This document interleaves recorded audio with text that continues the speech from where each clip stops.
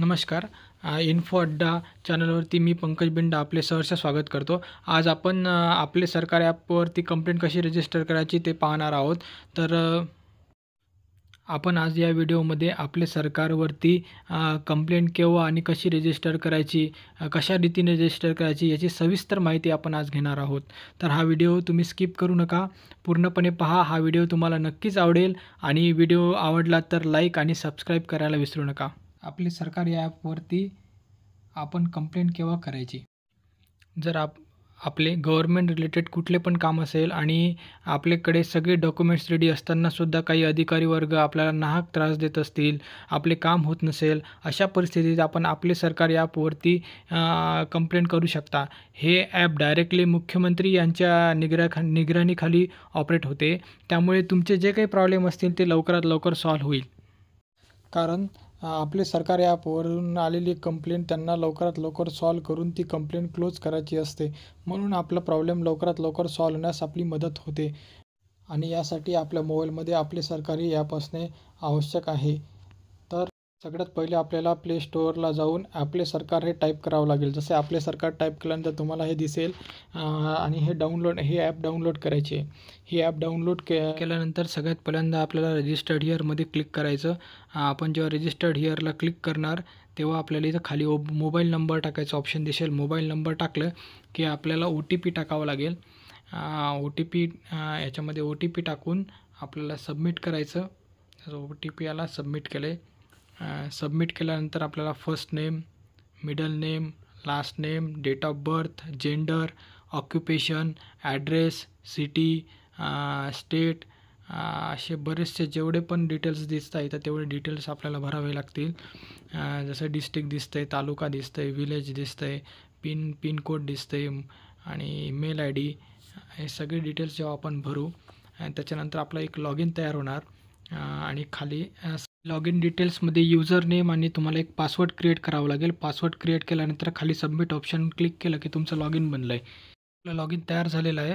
आता आपल्याला कंप्लेंट करायची असल्यास पोस्ट ग्रेव्हिलन्समध्ये सिलेक्ट करायचं. पोस्ट ग्रेव्हिलन्समध्ये सिलेक्ट केल्याच्यानंतर इथं तुम्हाला डिस्ट्रिक्ट सिलेक्ट करायचं. डिस्ट्रिक्ट सिलेक्ट केल्यानंतर तालुकानंतर विलेज,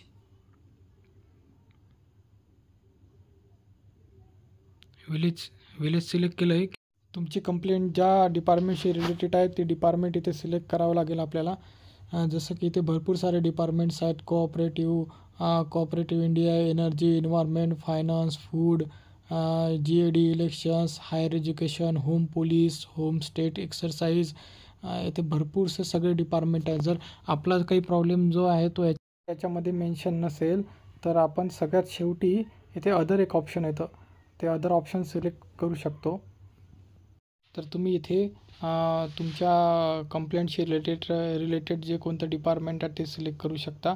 एकदा तुम्ही इथे डिपार्टमेंट तुमचं सिलेक्ट केलं तर एक समोर ऑप्शन येणार नंतर ऑफिसचं. जसं की आता मी होम पोलीस सिलेक्ट केलं आहे. होम पोलीस सिलेक्ट केल्यानंतर मला इथं ऑप्शन विचारते ऑफिस कुठलं आहे. तर आता मी इथे एक commissionerate of police Amravati office हे सिलेक्ट केलं आहे. त्याच्यानंतर नेचर ऑफ ग्रेव्हिलन्स म्हणजे कुठला प्रॉब्लेमचं काही नेचर कुठला आहे, म्हणजे त्याचा प्रकार कुठला आहे, तुमची जी कंप्लेंट करताय तुम्ही त्याचा टाईप कुठला आहे. तर याच्यामधून कुठला आपण सिलेक्ट करू शकतो आरामात. Hindu Muslim tension, housing of for police staff, Mantralaya security, passport, NOC, बरेचसे प्रकार दिलेले आहेत. याच्यामधून आपण एक सिलेक्ट करू शकतो आणि याच्यामध्ये जर मेन्शन नसेल तर खाली अदर ऑप्शन आहे त्याच्यामध्ये आपण ते क्लिक करू शकतो. ते क्लिक केल्यानंतर इथे ग्रेव्हिलन्सचं डिटेल्स येणार आहे. त्याच्यामध्ये आपला प्रॉब्लेम मेन्शन करायचा आहे. आपण मराठीमध्ये किंवा इंग्लिशमध्ये किंवा हिंदीमध्ये तिन्ही लँग्वेजमध्ये आपला प्रॉब्लेम आपण टाकू शकतो. आपल्या प्रॉब्लेमचे डिटेल्स टाकल्यानंतर खाली अपलोड इमेज ऑप्शन येतं.